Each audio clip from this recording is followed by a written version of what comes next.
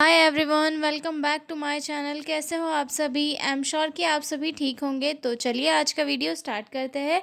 आज के वीडियो में हम लोग डील करने वाले हैं difference between hypothyroidism and hyperthyroidism. ठीक है, तो जो लोग भी चैनल पर नए हैं वो लोग चैनल को सब्सक्राइब कर ले, वीडियो को लाइक करें और अपने दोस्तों के साथ शेयर ज़रूर करें। और हाँ, अगर आपको पीडीएफ नोट्स की रिक्वायरमेंट हो तो डिस्क्रिप्शन में मेरा मेल दिया हुआ है, उस पर कॉन्टैक्ट करके आप लोग पीडीएफ नोट्स ले सकते हो। ठीक है, तो चलिए स्टार्ट करते हैं। हम बहुत ही इजी लैंग्वेज में और सिंपली जो है डिफरेंस डील करने वाले हैं। ठीक है, हम तो थायराइड जो हाइपरथायरॉयडिज्म है और हाइपोथायरॉयडिज्म है, इसमें डिफरेंस पढ़ने से पहले हम लोग को पहले ये समझना होगा कि थायराइड ग्लैंड है क्या। ठीक है, तो हम लोग ये समझते हैं कि थायराइड ग्लैंड होती क्या है। थायराइड ग्लैंड एक जो है बटरफ्लाई शेप की ग्लैंड होती है, जो हमारे जो नेक होता है उसके सामने प्रेजेंट होती है। इसका काम क्या होता है?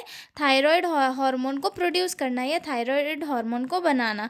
मेनली जो है T3 या फिर T3 और T4 हार्मोन, जैसे कि T3 दैट मीन्स कि ट्राई आयोडोथायरोनिन एंड T4 यानी कि थायरोक्सिन हार्मोन्स को। ये जो हार्मोन्स होते हैं ये बॉडी के मेटाबॉलिज्म को कंट्रोल करते हैं। ठीक है, मेटाबॉलिज्म का मतलब कि जैसे हमारी बॉडी में एनर्जी कितनी फास्ट बर्न हो रही है, हार्ट रेट क्या है, body temperature, digestion, brain function, ये सारी चीज़ें इसके अंदर इंक्लूड होती है। ठीक है, तो समझ में आ गया सबको कि जो थायराइड ग्लैंड है वो है क्या। ठीक है, अब देखते हैं कि हाइपोथायरॉयडिज्म और हाइपरथायरॉयडिज्म क्या है। ठीक है, हाइपो दैट मीन्स कम और हाइपर दैट मीन्स ज़्यादा। ठीक है, तो हाइपोथायरॉयडिज्म तब होता है जब आपका जो थायराइड ग्लैंड है काफ़ी कम थायराइड हार्मोन को बनाता है। मतलब जो थायराइड हार्मोन्स होते हैं उनका प्रोडक्शन कम कर देता है। उस कंडीशन में क्या, उस कंडीशन को क्या कहते हैं?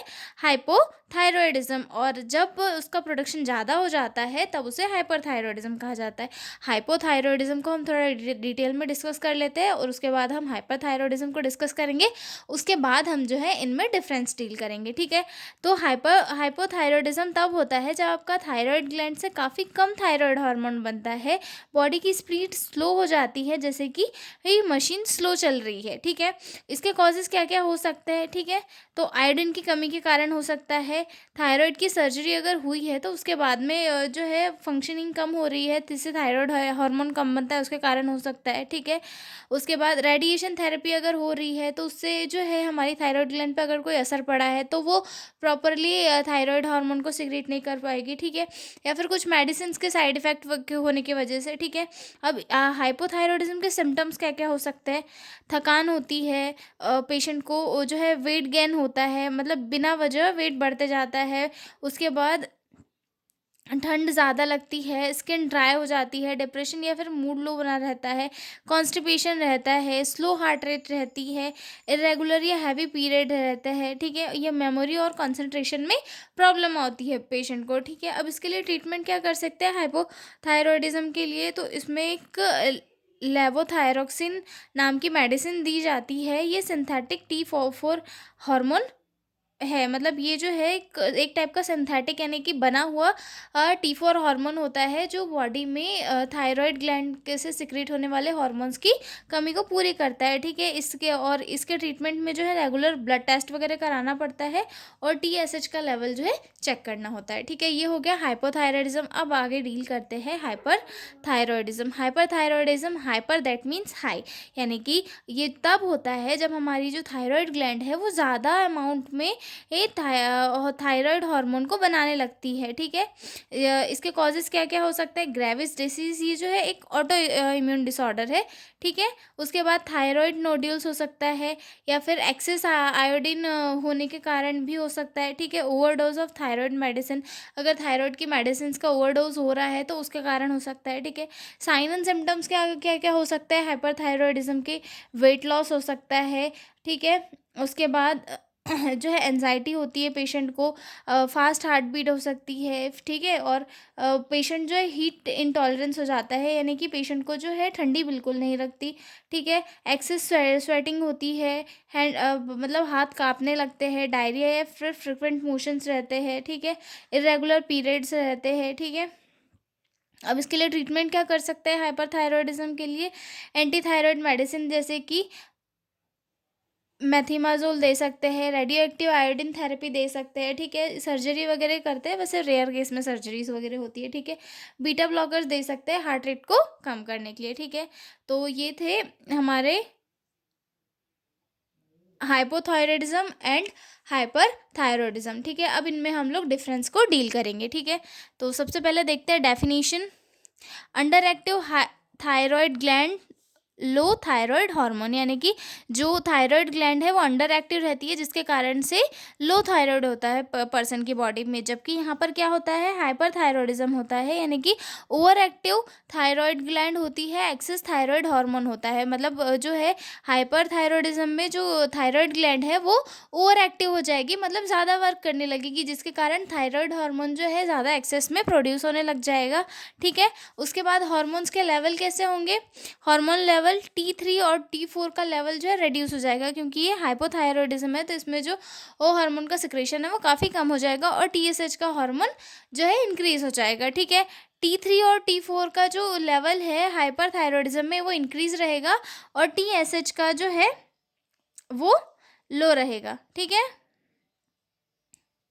TSH का वो लो रहेगा, ठीक है। मेटाबॉलिज्म कैसा रहेगा, हाइपोथायरॉयडिज्म में स्लो हो जाएगा, और हाइपरथायरॉयडिज्म में स्पीड पकड़ लेगा, ठीक है। वेट कैसा रहेगा, हाइपोथायरॉयडिज्म में पेशेंट का वेट गेन होता है, और हाइपरथायरॉयडिज्म में पेशेंट का वेट लॉस होता है, ठीक है।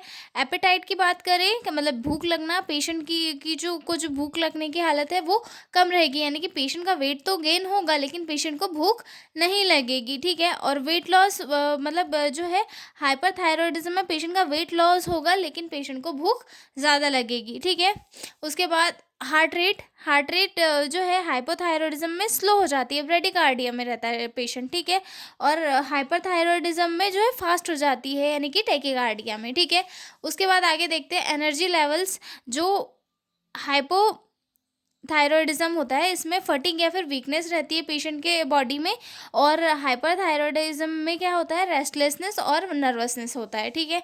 उसके बाद टेम्परेचर टॉलरेंस, जो हाइपोथायरॉयडिज्म वाला पेशेंट है वो जो है कोल्ड इंटॉलरेंस होता है, यानी कि पेशेंट जो है पेशेंट को ठंड ज़्यादा लगती है, और ये यहाँ पर क्या होता है, हाइपरथायरॉयडिज्म में पेशेंट को जो है गर्मी ज़्यादा होती है, ठीक है। मेंस्ट्रुअल साइकिल की बात करें तो जो हाइपोथायरॉयडिज्म होता है उसमें पेशेंट को हैवी और इरेगुलर पीरियड्स होते हैं, मतलब हैवी ब्लीडिंग वगैरह हो सकती है। और वहीं पे अगर हम बात करें कि हाइपरथायरॉयडिज्म में जो है पेशेंट के पीरियड्स या तो एब्सेंट हो जाते हैं या फिर आते हैं तो काफ़ी कम, ठीक है। और अब बात करें स्किन कलर की, तो जो हाइपोथायरॉयडिज्म वाला पेशेंट है उसकी स्किन कलर ड्राई हो सकती है, रफ स्किन हो सकती है, और जो हाइपरथायरॉयडिज्म है उसमें स्किन स्मूथ हो जाती है और मॉइस्ट हो जाती है, ठीक है। आगे देखते हैं, 11वां पॉइंट है बोवेल मोमेंट। इसमें पेशेंट का जो है कॉन्स्टिपेशन देखने के लिए मिलता है हाइपोथायरॉयडिज्म में, और हाइपरथायरॉयडिज्म में जो है डायरिया या फिर फ्रिक्वेंट स्टूल्स हो सकते हैं, ठीक है। उसके बाद आगे देखते हैं मूड, डिप्रेशन, स्लो थिंकिंग। जो पेशेंट है वो डिप्रेशन में रहेगा या फिर उसकी थिंकिंग जो है काफ़ी स्लो रहेगी, ठीक है। और यहाँ पे हाइपरथायरॉयडिज्म में एंजाइटी और इरिटेबिलिटी पेशेंट में हमें देखने के लिए मिलेगी, ठीक है। ग्वाइटर क्या होता है, आप लोग मुझे मतलब मैं आपको एक बार बताती हूँ कि ग्वाइटर दैट मीन्स कि हमारी जो थायराइड ग्लैंड होती है उसमें इनलार्जमेंट, ठीक है, जो है ये जो मतलब एक abnormal enlargement of thyroid gland माना जाता है, मतलब जिसमें जो थायराइड ग्लैंड का साइज़ है वो इंक्रीज हो जाता है, ठीक है। ये हाइपोथायरॉयडिज्म में कभी कुछ चांसेस में प्रेजेंट हो सकता है, जबकि हाइपरथायरॉयडिज्म वाले पेशेंट में जो है हमेशा देखने के लिए मिल जाता है, ठीक है। आइस नॉर्मल होती है पेशेंट की, और हाइपरथायरॉयडिज्म में जो है बल्जी आइस देखने के लिए मिल सकती है, ठीक है। इसके कॉमन कॉज क्या होता है हाइपोथायरॉयडिज्म के, हैशीमोटोस थायरॉयडाइटिस, और इसकी ग्रेविस डिसीज जो कि एक ऑटो इम्यून डिसऑर्डर होता है, ठीक है। अब इसके ट्रीटमेंट में क्या कर सकते हैं, थायरॉक्सिन जो कि एक थायराइड हार्मोन रिप्लेसमेंट है, यानी कि हाइपोथायरॉयडिज्म में थायराइड हार्मोन की कमी होती है बॉडी में, तो वहाँ पे जो है ये थायराइड हार्मोन को मेडिसिन के थ्रू दे के जो है ट्रीट किया जा सकता है। और जो हाइपरथायरॉयडिज्म है इसमें थायराइड ग्लैंड से सिक्रीशन प्रोडक्शन ज़्यादा होता है, तो वहाँ पे एंटी थायराइड ड्रग्स को दे के या फिर रेडियो एक्टिव आयोडीन सर्जरी वगैरह करके ट्रीटमेंट किया जाता है। ठीक है, आई एम श्योर कि आपको ये समझ में आ गया होगा हाइपोथायरॉयडिज्म और हाइपरथायरॉयडिज्म। मैंने बहुत ही इजी लैंग्वेज में और बहुत शॉर्ट में डिफरेंस लिखा है। ठीक है, तो मिलते हैं अगले वीडियो में एक नए क्वेश्चन के साथ। तब तक के लिए बाय बाय।